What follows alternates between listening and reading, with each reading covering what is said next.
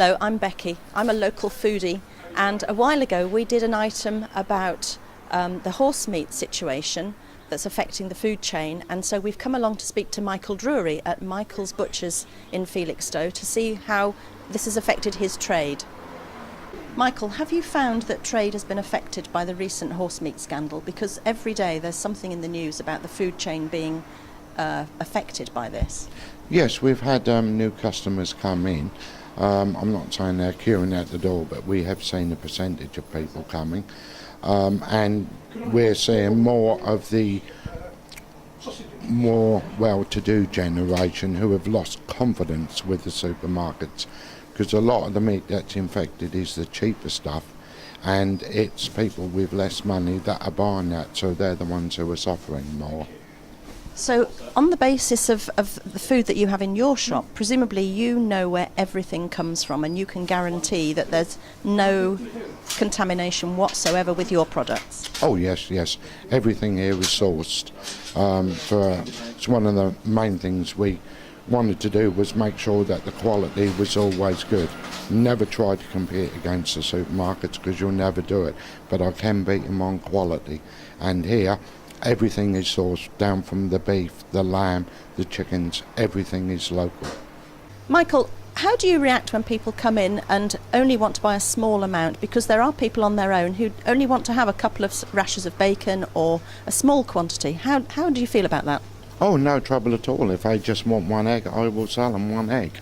At the end of the day, it all mounts up at the end of the week, doesn't it? So, yeah, that's why we're here. That's what the small shop does, looks after the customer 100%. Can you tell me a little bit about the chickens that you have in your shop? Yeah, they're all from Jackie Darby's, which is the other side of Stone Market, and they're all specially sourced and a bit more expensive than a normal chicken, but they're fed on good grub, which you can tell from the thickness of the skin, the plumpness of the breasts, that they're all very nice and they're going to eat well. The other thing I find is that when I cook your chicken, there's no liquid that comes out from the chicken breasts and they don't shrink nearly as much as the ones from the supermarket. What's the reason for that? It's because there's no added water with them. What you're paying for is a chicken breast and that's what you're getting. So if water is added, which increases the weight, and then that way they can sell them at a cheaper price but still make the same money, but when you cook it, all that water is going to come out and they're going to dry as they cook. Right, I understand. Now I'm going to need 2 chicken breasts today, so can you show us how you go about cutting up a chicken?